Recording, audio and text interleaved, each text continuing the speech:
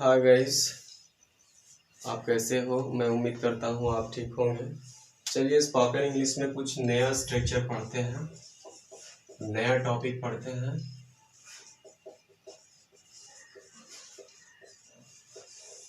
Dear students, first I am going to write the structure.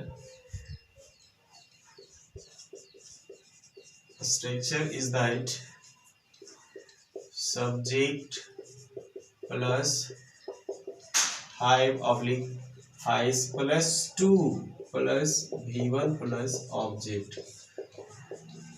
Dear student, सबसे पहले समझते हैं हाइव टू और हैज टू का मतलब क्या होता है।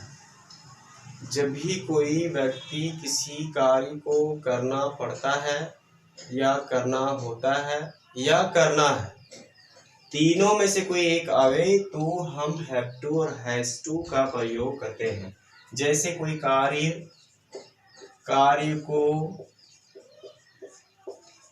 करना है या कार्य को करना पड़ता है या कार्य को करना होता है। अगर इस तरह हिंदी वाक्य के अंत में आता है, जिस हिंदी वाक्य मुख्य क्रिया के अंत में कोई कार्य को करना है, करना पड़ता है या करना होता है अगर रहता है, तो हम उसके साथ infinitive that means have to या हैज टू प्लस v1 का प्रयोग करते हैं। जैसे समझते हैं, ये सब्जेक्ट क्या है ये पता है, आप लोग को बार बार बता चुके हैं। I, we, you, they, he, she, it, any name. अब ध्यान देंगे डियर स्टूडेंट्स, ध्यान देंगे किसके साथ लगाते हैं हैव टू और किसके साथ लगाते हैं हैज टू। तो आई, वी, यू, दे के साथ लगाते हैं हैव टू और ही, सी, इट, एनी नेम के साथ लगाते हैं हैज टू। अब उम्मीद करता हूँ इज इट क्लियर। मैं होप करता हूँ, उम्मीद करता हूँ कि ये क्लियर हो चुका होगा। I hope you that this is clear for you.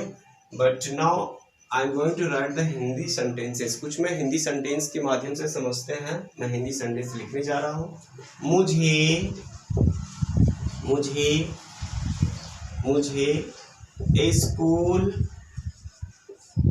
जाना पड़ता है। पहला सेंटेंस हमने लिखा, मुझे स्कूल जाना पड़ता है। दूसरा सेंटेंस क्या है, राहुल को काम करना पड़ता है। ये पड़ता है की बात कर रहे हैं। या फिर तीसरा लिखेंगे सेंटेंस, उसे दिल्ली जाना है। हमने बोला पड़ता है या जाना है या जाना होता है, करना है या जाना है या जाना होता भी हो सकता है या जाना पड़ता भी हो सकता है। तीनों का स्ट्रक्चर सेम एक ही है। तीनों हिंदी वाक्य का स्ट्रक्चर सेम एक ही है। इसको समझते हैं, अंग्रेजी में बनाते हैं। मुझे का अंग्रेजी होता है आई। पहला सेंटेंस मुझे का अंग्रेजी आई और आई, वी, यू, दे के साथ क्या लगाते हैं have to. I have to क्या करना पड़ता है, हैव टू लगा दिए, इसके साथ हैव टू लगा दिए। क्या हैज टू लगाएंगे? नहीं, दोनों में से कोई एक। मैंने हैव टू लगा दिया। फिर आते हैं v1 क्या है, तो v1 है जाना। तो आई हैव टू गो, कहाँ जाना पड़ता है, I have to go to school. अब बोलोगे कि सर यहाँ पे डबल टू नहीं लगाए, तो क्यों लगाए? तो जहाँ जहाँ गो की बात आती है, जाने की बात आती है, वहाँ खुद ब खुद टू इसके साथ आ जाता है। उसके ओर जाना मतलब टू, गो के साथ हमेशा टू आता है। और ये यहाँ पे तो हैव टू के साथ लगा ही दिए, यहाँ पे हैव टू यहाँ पे लगा चुके हैं, इसलिए वो इन्फिनिटिव है। दूसरा सेंटेंस समझते हैं, राहुल को काम करना पड़ता है। तो क्या लिखेंगे, राहुल के साथ क्या है, एनी नेम। एनी नेम के साथ क्या लगाएंगे आप बताएंगे, हैज टू लगाएंगे। क्यों? क्योंकि नाम है, एनी नेम मीन्स कोई भी नाम। राहुल एनी नेम में आता है, उसके साथ क्या लगाएंगे, हैज टू। तो राहुल हैज टू वर्क, काम करना पड़ता है। Rahul has to work, Rahul को काम करना पड़ता है या काम करना है या काम करना होता है, ये तीनों हो सकता है। करना पड़ता है, करना होता है या फिर करना है, ये तीनों आ सकता है। हमने बताया करना पड़ता है, करना होता है या करना है, ये तीनों आ सकता है। उसका एक ही सेंटेंस होता है, ये स्ट्रक्चर एक ही स्ट्रक्चर होता है। राहुल हैज टू वर्क, फिर से मैं बता देता हूँ, राहुल हैज टू वर्क मतलब होता है राहुल को काम करना पड़ता है या राहुल को काम करना होता है या राहुल को काम करना है। तीनों का अर्थ एक ही सेंटेंस में तीन तरह का सेंटेंस या तीन तरह का शब्द के अंत में आता है, वाक्य के अंत में आता है।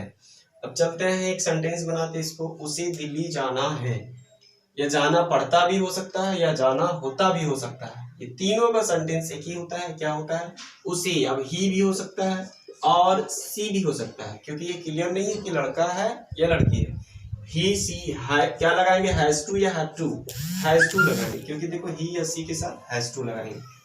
ही हैज टू या सी हैज टू क्या करना पड़ता है, दिल्ली जाना है। She has to go to Delhi. इस तरह से हमने सेंटेंस बनाया डियर स्टूडेंट्स। चलिए कुछ होमवर्क देते हैं।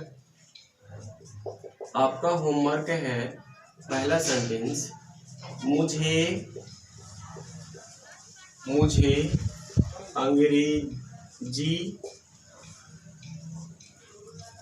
अंग्रेजी सीखना पड़ता है, ये बना लेंगे। दूसरा सेंटेंस है, उसे खाना पकाना पड़ता है, ये आपका होमवर्क है, ये आप बना लेंगे। उम्मीद करता हूँ आपको बेहतर समझ में आ चुका होगा। चलिए आगे स्ट्रक्चर में पढ़ेंगे। आज के लिए थैंक यू फॉर टुडे।